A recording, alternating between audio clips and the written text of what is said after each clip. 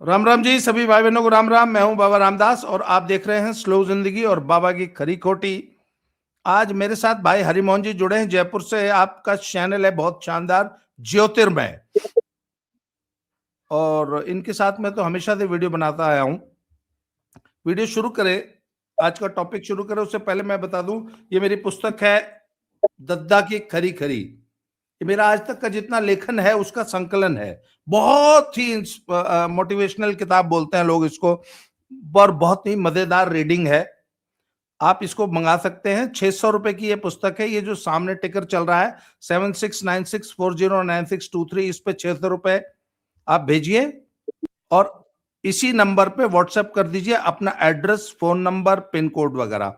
इस पुस्तक जो 600 रुपए जो इसकी कीमत है, असल में ये हमारे आश्रम में एक गौशाला का निर्माण प्रस्तावित है, उसकी फंडिंग हो रही है। ये जो 600 रुपए आप देंगे उससे वो गौशाला का निर्माण शुरू होगा। तो आप ये समझ लीजिए कि ये 600 आपके उस गौशाला के निर्माण के लिए जाएंगे। तो आप इसमें सहयोग कर सकते हैं ये पुस्तक खरीद के। तो अब की आज की चर्चा शुरू करते हैं। भाई हरिमोहन जी, एक एथेनॉल प्लांट बन रहा है हनुमानगढ़, राजस्थान में। वो पिछले साल से प्रोजेक्ट बन रहा है और आज से 4 दिन पहले वहां के एक लोकल किसान वहां पहुंच गए, एक महापंचायत हुई और उन्होंने वहां तोड़फोड़ की, आगजनी की और प्लांट का जो कंस्ट्रक्शन था वो बंद करा दिया। 40 मेगावाट का प्लांट है और मतलब काफी बड़ा प्लांट माना जाता है, क्योंकि मेरे एक मित्र हैं, उनका भी एथेनॉल प्लांट है। मैं उनसे बात कर रहा था, उन्होंने कहा 40 का तो बहुत बड़ा प्लांट माना जाता है।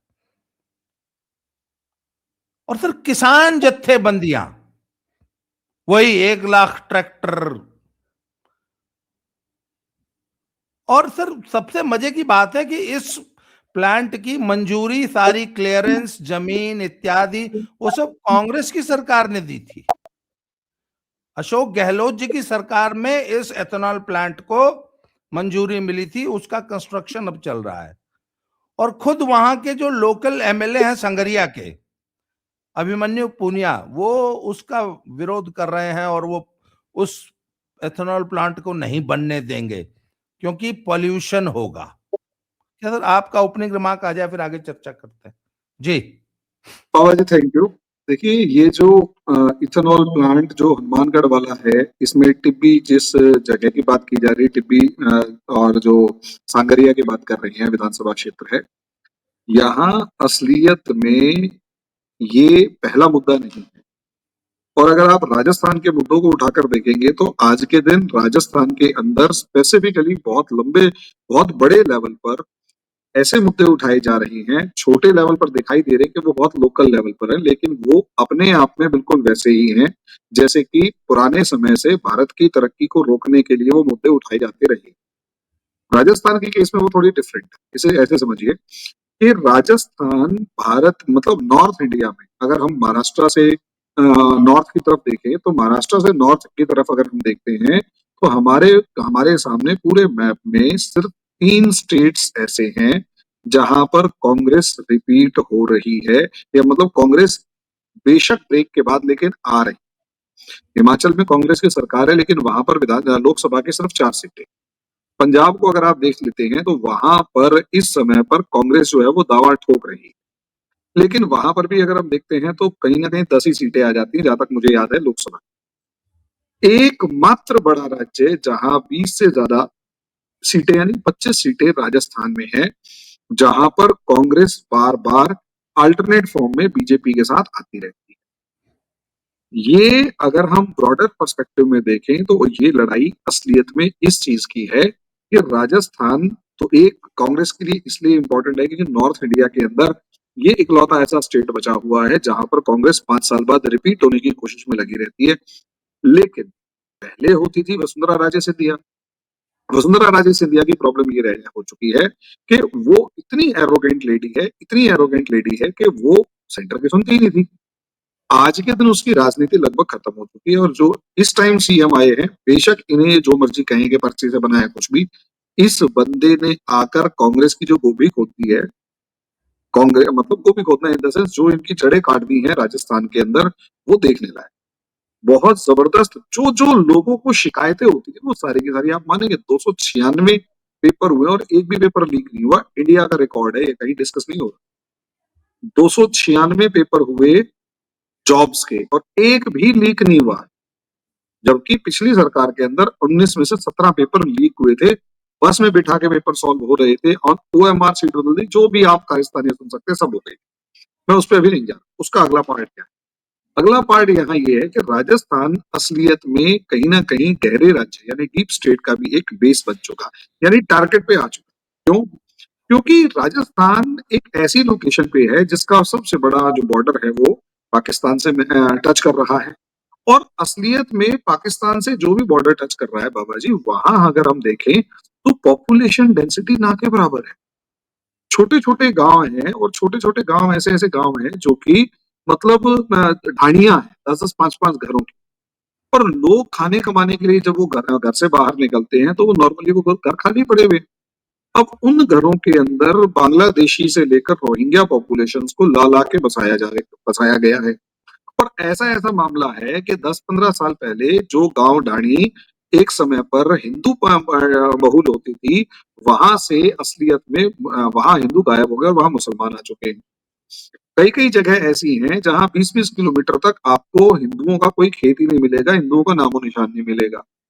इतने तगड़े लेवल पर राजस्थान के अंदर डेमोग्राफी चेंज किया जा रहा था। अभी एसआईआर आया है, इसका इम्पैक्ट जो होगा वो भी दिखेगा कि कितना कितना है। दूसरा, जितने ज्यादा शहरों के अंदर से इनको मतलब जो गल्फ से पैसा कमाया जा रहा है उसको इन्वेस्ट कर करके, सस्ती जमीन है, 1 लाख रुपए बीघा, 50,000 रुपए बीघा, 1 लाख रुपए बीघा, 2 लाख रुपए बीघा, इतनी जमीन बिक रही है। और दूर दूर तक कई कई किलोमीटर तक जमीन खाली पड़ी हुई है। तो बाबा जी ये क्या कर रहे हैं लोग कि वहां से जो भी गल्फ वगैरह से पैसा कमा रहे हैं उसको यहाँ आके जमीनें खरीद रहे हैं और जानबूझकर एक बहुत ऑर्गेनाइज्ड मैनर में यहाँ पर क्या नाम है, बांग्लादेशियों को ला ला के बसाया जा। अब खेल यहीं से शुरू हो रहा है। एक तरफ बांग्लादेशी रोहिंग्या बसाए जा रहे हैं, यूपी बिहार की जो मुस्लिम पॉपुलेशन बड़ी है वहां बसाई जा रही है। अब एक जिले के अंदर 15-20 लाख लोग रहते हैं, वहां अगर आपने 2 लाख मुसलमान बसा दिए और हिंदू वहां से पलायन कर रहा है और मुसलमानों को बसा दिए, तो आप अंदाजा लगाकर देख सकते हैं डेमोग्राफिक चेंज कितना जबरदस्त है। बीएसएफ की रिपोर्ट है, उस बीएसएफ की रिपोर्ट के अंदर स्पष्ट शब्दों में कहा गया है कि बाड़मेर जैसलमेर के अंदर जो मुस्लिम पॉपुलेशन रहती है बॉर्डर के पास, पहले ये राजस्थानी कल्चर को फॉलो करते थे, सरकारी स्कूलों में जाते थे और सरकारी प्रोसेस को फॉलो करते थे। आज के दिन यहाँ पर एकदम से मदरसों की पॉपुलेशन बढ़ गई है और मदरसों की पॉपुलेशन बढ़ने के साथ साथ यहाँ पर एकदम से रेडिकलाइजेशन बहुत तेजी से हुआ। कहा तो वहां पर जो पहले लोग थे वो राजस्थानी अटायर पहनते थे, कानों में बालियां पहनना है जो भी। आज के दिन वो सब चीजें खत्म हो चुकी हैं। ये देवबंदी बरेलवी मौलानाओं ने आके इनको यहाँ पर इतना भड़का दिया कि अब यहाँ पर मुस्लिम जो है वो टोपी पहनकर कुर्ते पजामे के अंदर ऊंचा कुर्ता लंबा पजामा, ऊंचा पजामा लंबा कुर्ता पहन के घूमते हुए दिखाई। बीएसएफ के लिए डर का माहौल है, मतलब बीएसएफ के लिए एक टेंशन का वो है कि हाँ भाई असलियत में किस तरीके की पॉपुलेशन बढ़ा, क्या मामला चल रहा है। अब इसका नेक्स्ट पार्ट ये है, यानी बॉर्डर के ऊपर डेमोग्राफिक चेंज करो। बॉर्डर के ऊपर डेमोग्राफिक चेंज करोगे, पॉपुलेशन हॉस्टाइल है, तो कल को अगर पाकिस्तान से किसी भी तरीके की लड़ाई होती है तो बॉर्डर कितना ज्यादा डिस्टर्ब होगा, सोचिए। अच्छा एक चीज और, पंजाब के अंदर जो खालिस्तानी इस टाइम पर बैठे हैं वो सबसे ज्यादा बॉर्डर के ऊपर बैठे हुए हैं। वही ड्रग्स का काम कर रहे हैं, वही सारे के सारे काम कर रहे हैं। वो ड्रग्स का काम करते हैं, सरकार के मतलब सेना देश के लिए हॉस्टाइल हैं, तो वो असलियत में एक बैरियर। तभी अगर हम देखें तो जो ऑपरेशन सिंदूर हुआ है उसमें सेना ने सबसे ज्यादा अलर्ट पोजीशन पंजाब के अंदर रखी। वही चीज अब राजस्थान के अंदर भी दिखाई दी। अब अंदाजा लगाइए कि एक तरफ डेमोग्राफिक चेंज हो रहा है, दूसरी तरफ अब हुआ ये कि सरकार ने क्या काम किया कि यार यहाँ पर पॉपुलेशन तभी खड़ी रहेगी या यहाँ से जो माइग्रेशन है वो तभी रुकेगा जब यहाँ पर रोजगार के साधन हो। तो सरकार ने इसका एक बहुत बढ़िया तरीका निकाला कि बहुत जबरदस्त लेवल पर सोलर प्लांट लगाने शुरू कर दिए। अब जैसे ही बाबा जी सोलर प्लांट लगाएंगे तो सोलर पैनल लगाने के अंदर सैकड़ों एकड़ों के अंदर सोलर प्लांट लगा हुआ है। अब आप सोचिए वहां पर जो अपोज था वो पता है किस चीज का था? खिचड़ी के पेट मत काटो। खिचड़ी मतलब कीकर टाइप का एक पेड़ होता है, उसको मत काटो, ये बड़ा होने में 20 साल लग जाते। अब सरकार कह रही है हम ये काट नहीं रहे, इस खेजड़ी के पेड़ को यहाँ से निकाल कर कहीं और शिफ्ट कर देंगे, वहां ये दोबारा रहे। लेकिन नहीं, मेरे खेत में से या जो जमीन खाली भी पड़ी हुई है सरकारी है, उसमें से भी ये खेजड़ी के पेड़ नहीं काटने देंगे। Can you imagine? अब सोचिए, वहां पर मतलब बिजली चाहिए, रोजगार चाहिए, फैक्ट्री चाहिए, लेकिन मेरा पेड़ मत काट। तो बिजली कहां से बनेगी? कोयला पावर प्लांट होगा नहीं, पर्यावरण को नुकसान होगा नहीं, बिजली कहां से आएगी? फिर पर्यावरण का नुकसान नहीं होना तो पर्यावरण में रहो, लेकिन नहीं, ये चीज वहां पर चल रही। अंदाजा लगाकर देखिए, कॉस्ट इतनी बढ़ा दी, कुछ कहने की। इसका दूसरा पार्ट, यहाँ जब वो मामला सेटल हुआ तो एक डूंगरी बांध है, यहाँ एक फेल और है, डूंगरी बांध है पूर्वी राजस्थान। बाबा जी वहां पूरा साल बारिश, मतलब बढ़िया बारिश, मतलब पूरा साल तो नहीं कहेंगे, बढ़िया बारिश होती है, और बारिश के मौसम में वहां काफी बाढ़ का पानी रहता है और सब चीजें। सरकार कह रही है वहां एक बांध बना देते हैं। आप सोचकर देखिए, जो उस इलाके के रहने वाले गांव हैं वो खुश हैं कि अच्छा यार बांध बन जाए। उस इलाके के रहने वाले गांव के साथ उसके डूब के क्षेत्र के लोगों को, जो 36 गांव हैं, उनको मुआवजा मिलकर उनको रीसेटल कर दिया, वो खुश है। आप मानेंगे, वो गांव उठ खड़े हुए जो कि मुआवजा मांग रहे थे कि यार हमें तो मुआवजा चाहिए, पर ब्लैकमेलिंग में उतार दिए। और उनको सपोर्ट करने के लिए बाहर से पूरी पूरी फौज जाकर खड़ी होगी, वो ये कहती है कि जी हम तो ट्रैक्टर भर भर के, जैसे कि किसान आंदोलन में कहीं कहीं से लाए गए। अब आप अंदाजा लगाइए, डैम नहीं बनेगा क्योंकि पर्यावरण को नुकसान होगा, लेकिन नहर का पानी पूरा चाहिए क्योंकि हमें खेती करनी है। मतलब दो कॉन्ट्राडिक्शंस एक साथ चला रखे होते हैं। और किराए के लोगों को, कुछ लोग वहां के लोकल होते हैं, बाकी सारे आते हैं किराए, किराए के लोगों को वहां भर भर के रख दिया जाता है, मतलब बुला लिया जाता है। अब तीसरा मामला है आपके इथेनॉल प्लांट, ये टोटली डिफरेंट है। और मुझे यहाँ पता नहीं क्यों डीप स्टेट की एक धमक दिखाई दी। पंजाब को काफी हद तक हॉस्टाइल करने में जो गहरा राज्य है, पाकिस्तान गहरा राज्य को एक सफलता मिल चुकी है, वो काफी हद तक सपोर्ट, मतलब वो सक्सेसफुल हो चुकी है। अगर हम उसे देखते हैं तो एक तरफ हमारे को यहाँ साफ तौर पर नजर आता है कि उस डीप स्टेट के अंदर पाकिस्तान जो है, मतलब वो पाकिस्तान जो है पंजाब के अंदर ड्रग सप्लाई कर रहा है। फेक करेंसी के भी कई कई मामले पकड़े जाते हैं, लेकिन उससे ज्यादा जो चैलेंज है वो ये है कि अल्टीमेटली वहां पर खालिस्तान मूवमेंट को जिंदा रखने के लिए बहुत मेहनत करी जा रही है, और उसका हॉस्टिलिटी दिखाई भी दे रही है, और काफी हम समझ भी चुके हैं। अब वहीं से अब उस गांव को देखते हैं जहां ये हनुमानगढ़ वाला मामला हुआ है इथेनॉल प्लांट का। अगर इसकी लोकेशन को देखेंगे तो एक तरफ श्री गंगानगर है जो पाकिस्तान बॉर्डर पे है, दूसरी तरफ पंजाब का बॉर्डर इससे मात्र 10 किलोमीटर दूर है, और तीसरी तरफ हरियाणा का बॉर्डर इससे मात्र कुछ किलोमीटर दूर है। अब बाबा जी इथेनॉल प्लांट अगर वहां होता है तो दिल्ली की पॉपुलेशन की जो सबसे, दिल्ली की जो पॉल्यूशन की सबसे बड़ी जो रीजन बताते हैं वो है पराली का जलना। आपने अभी इथेनॉल प्लांट वाले अपने दोस्त से बात अगर करेंगे तो पराली से भी इथेनॉल का बनाने का कुछ प्रोसेस होता है, जहां तक मैं जानता हूं। तो वो ये हाँ, प्रोजेक्ट किया ईंधन सर, ईंधन के रूप में काम आ जाती है ना उसमें, क्योंकि ईंधन के रूप में काम आ जाता एथेनॉल के प्लांट में एक बकायदा बॉयलर होता है, है। हाँ 40 मेगावाट बिजली बनती है उसमें। उस एथेनॉल के प्लांट में 40 मेगावाट बिजली बननी है, वो डिब्बी वाले जो अब मैं वही तो चीज जो कह रहा हूँ एथेनॉल प्लांट है। कि 40 मेगावाट बिजली बननी है, इथेनॉल बनना है, सब चीजें हैं, मक्का खरीद होगी, आसपास का लोगों को रोजगार मिलेगा। लेकिन और रोजगार कभी एक बंदे को नहीं मिलता। अगर मान लिया 100 बंदे अगर किसी फैक्ट्री में काम कर रहे हैं तो आसपास 500 लोग जो हैं उनको छोटा बड़ा रोजगार मिलेगा और उनकी रोजी रोटी चल जाएगी। यहाँ पर ये सिस्टम होता है, पांच एक आदमी को रोजगार अगर मिलता है तो 5 अल्टरनेट लोगों को रोजगार मिलता है। इसमें इकोनॉमी के बेसिक रूल्स ये है। अब सोचिए वहां इथेनॉल प्लांट अगर है तो आसपास के प्रदेश की जो पराली जो जल के जलाते हैं और जिसकी वजह से धुआं होता है, पोल्यूशन होता है, और दिल्ली को सांस नहीं आ रही होती, अगर इस पराली को यहाँ पर यूज कर लिया जाएगा और उसको सही यूज कर लिया जाएगा, उसको फिल्टर आउट करके आगे बढ़ा दिया जाएगा तो कितना फायदा होगा। लेकिन नहीं, वो इसलिए क्योंकि असलियत में समस्या को बनाए रखना एक रीजन, मतलब बनाए रखना चाहते। अच्छा, वहां जहां पर ये प्लांट लगा हुआ है वहां के आसपास के जो 30 घर हैं, वो 30 उस प्लांट के आसपास के 30 घर जिनकी जमीनें हैं, 30 लोगों की जमीनें हैं, 30 घरों की, वो खुश हैं कि अच्छा यार हमारी जमीनों के रेट बढ़ेंगे, हम छोटे मोटे काम करवाएंगे। उन लोगों को समस्या नहीं है। जिस गांव के अंदर समस्या, जिस गांव के अंदर ये प्लांट लग रहा है टिब्बी वगैरह, उसमें समस्या नहीं। समस्या कहाँ है? समस्या वहां के अभिमन्यु पूनिया को है।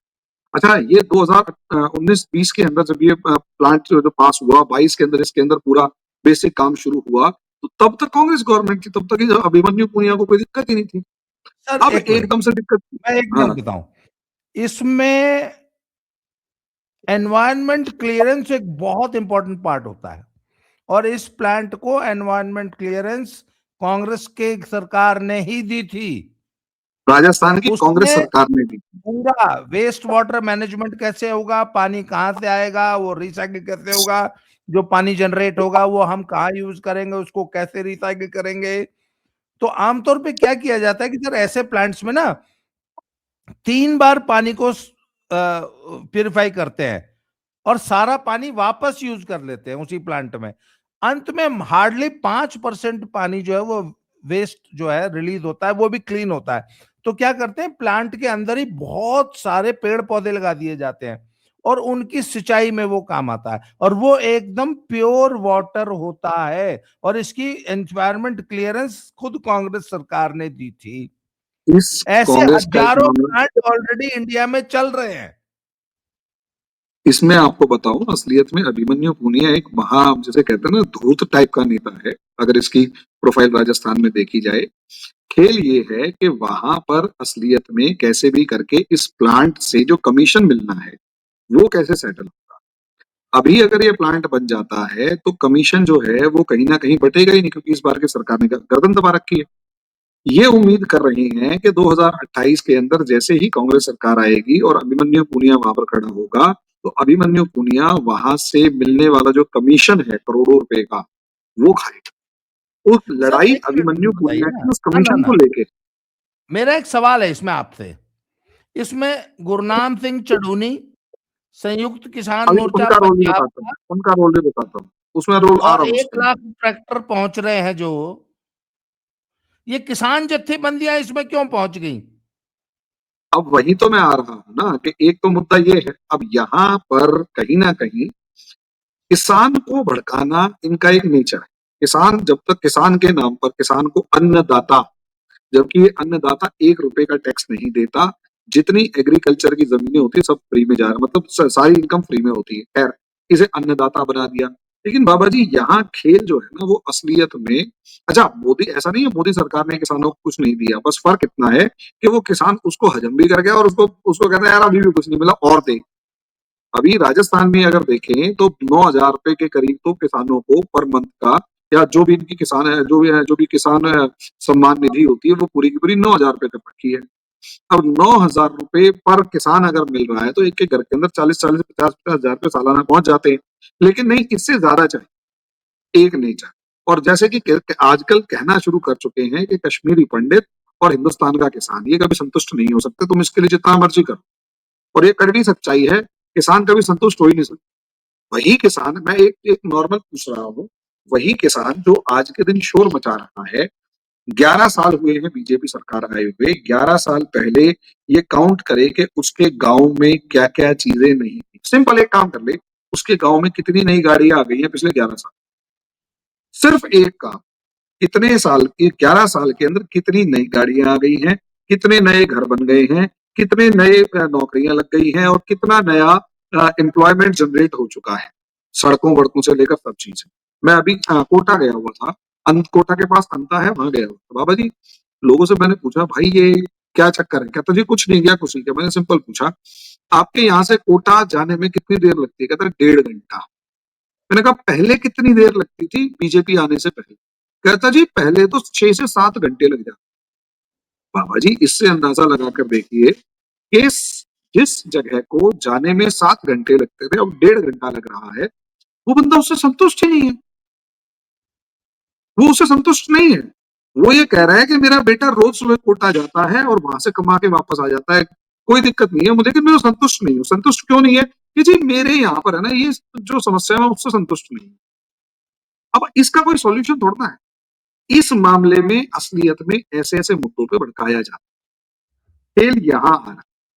दूसरा, अगर हम इसको जोड़ते हैं इंडस वाटर ट्रीटी से, तो बाबा जी भारत इंडस वाटर ट्रीटी को कैंसिल करने के मूड में है।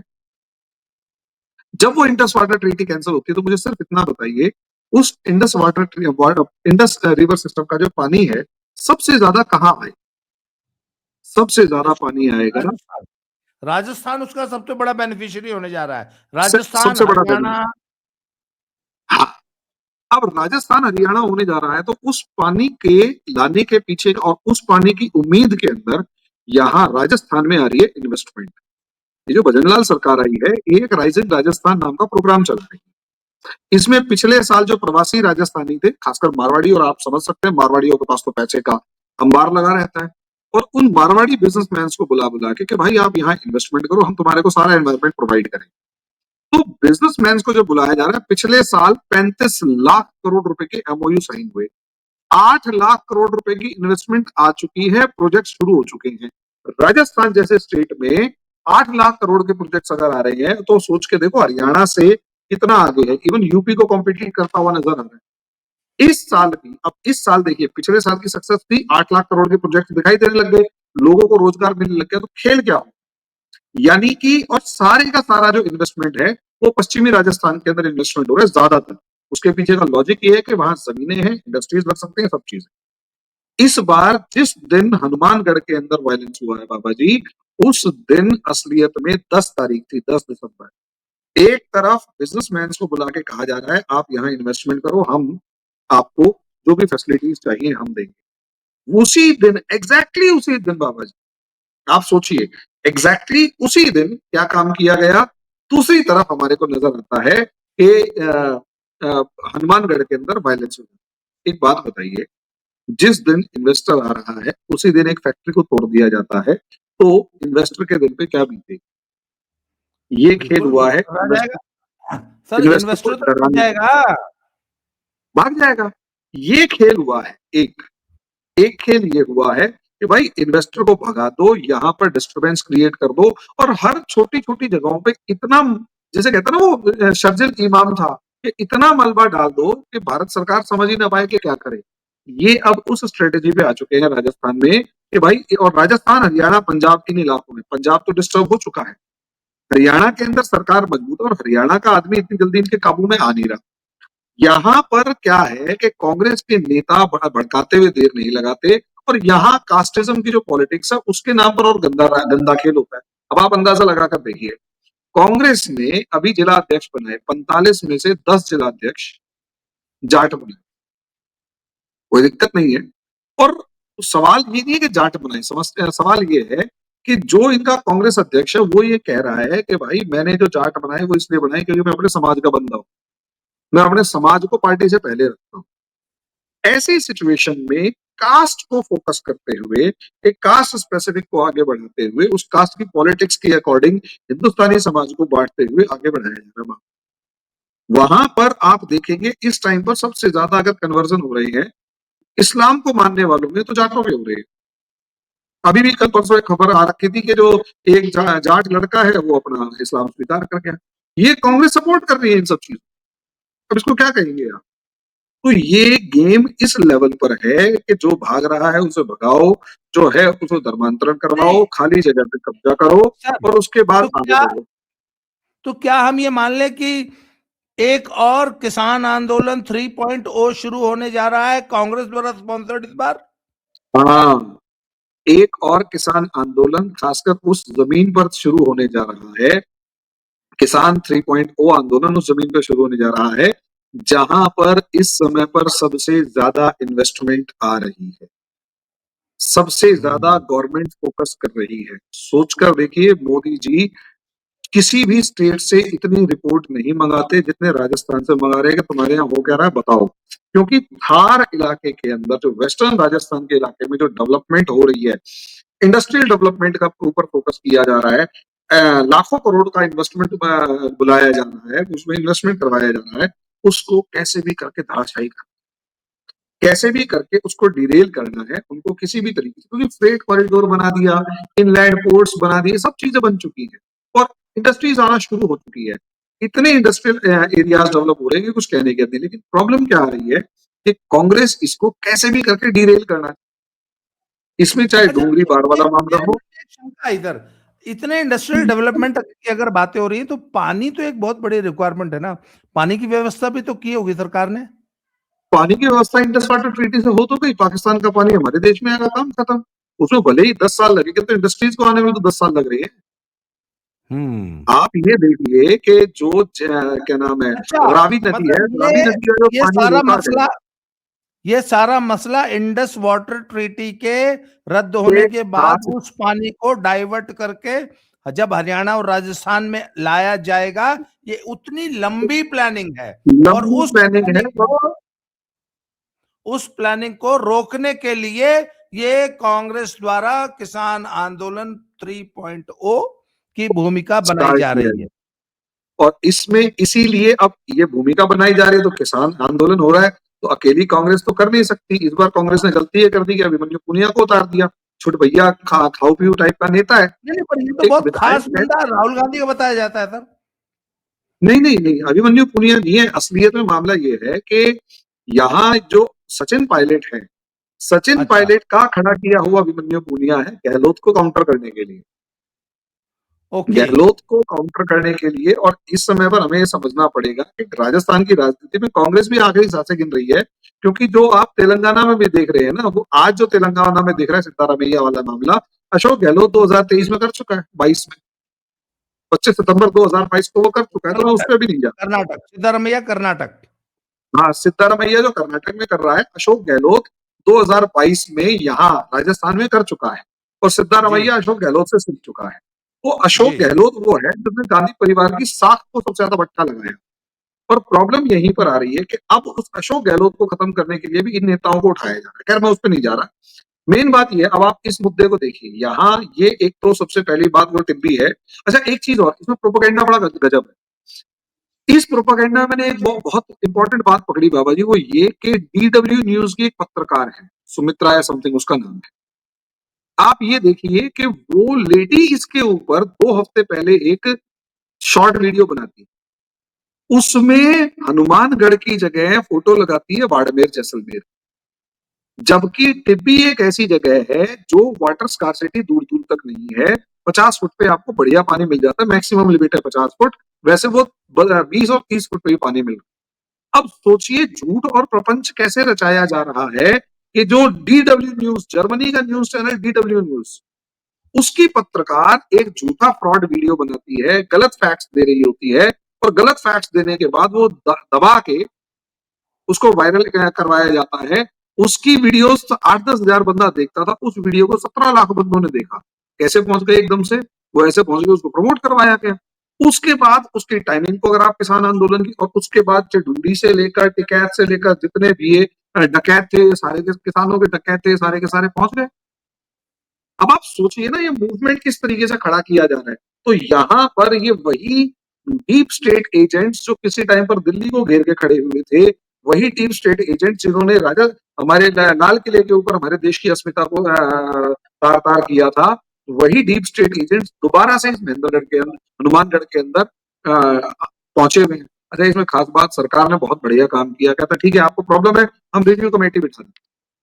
सरकार ने तुरंत रिव्यू कमेटी बिठा, अब तुम कर लो क्या करोगे। ये एक बहुत बड़ा मुद्दा है जिसे हमें समझना होगा कि अल्टीमेटली हमें अगर हम अगर देखें तो यहाँ पर सरकार जिस तरीके से काम कर रही है, सरकार जरा सा भी, मतलब उन्हें दिखाई दिया कि यहाँ पर किसान आंदोलन को खड़ा करने की कोशिश की जा रही है, उस मुद्दे को ही खत्म कर दिया। और ये पहला मुद्दा नहीं है, यहाँ की सरकार को मैंने देखा है, यहाँ पे आने के बाद ऑब्वियस सी बात है, अखबार तो यहाँ पे बढ़ते हैं, जहां पर कोई भी किसान आंदोलन थोड़ी सी भी डिमांड रखता है, छुट्टे कहते क्या डिमांड है, ये लो। अभी थोड़े दिन पहले चूरू से राहुल कसवा नाम का कांग्रेस लीडर है, वो ट्रैक्टर रैली निकालता है, मात्र 500 ट्रैक्टर इकट्ठे कर पाए और आगे बढ़ने लगा। सरकार ने तुरंत फोन किया, क्या क्या डिमांड्स हैं, हम अपने कृषि मंत्री किरोड़ी लाल मीणा को भेज रहे हैं। अब कृषि मंत्री को भेजा किरोड़ी लाल मीणा को, किरोड़ी लाल मीणा जाके वहां पर डिस्कस करते हैं, और सारा मुद्दा वहीं खत्म।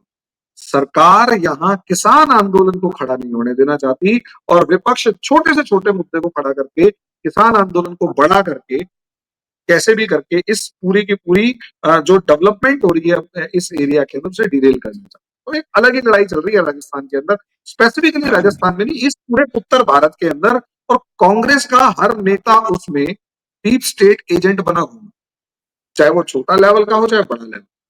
और चिंडूडी मिंडूडी जितने भी घूम रहे हैं सारे के सारे एक अलग ही लेवल पर, उनको तो मतलब भेजा जाता ना माहौल बनाने के लिए। अच्छा, जी मजे की बात है, टिब्बी के अंदर जितने भी आंदोलनकारी आए ना, लोकल बहुत ही कम थे। 1000 से ज्यादा ट्रैक्टर तो पंजाब से घुसे और लगभग काफी सारे हरियाणा से भी घुसे। लोकल तो था ही नहीं, लोकल कहता भाई हमें क्या मतलब, हमें तो रोजगार मिलना था, ये पता नहीं कहां से आ गए। लेकिन फिर भी सरकार मुद्दा सॉल्व करती है, वो एक अलग मैटर है जी। तो सर कुल मिला के एक किसान आंदोलन 3.0 खड़ा करने की कोशिश की जा रही है कांग्रेसियों द्वारा। देखते हैं सरकार इससे कैसे निपटती है, और हमें और आपको चौकन्ना रहने की जरूरत है, सभी देशवासियों को चौकन्ना रहने की जरूरत है कि ये किस प्रकार डीप स्टेट से मिलकर देश के औद्योगिक विकास को डिरेल करने का एक प्रयास है। हरिमोहन भाई, आपने समय दिया सर, इसके लिए बहुत आभार, धन्यवाद। दोबारा मिलते हैं किसी नए टॉपिक से, तब तक के लिए जय श्री धन्यवाद। राम, हर हर महादेव। हर हर महादेव।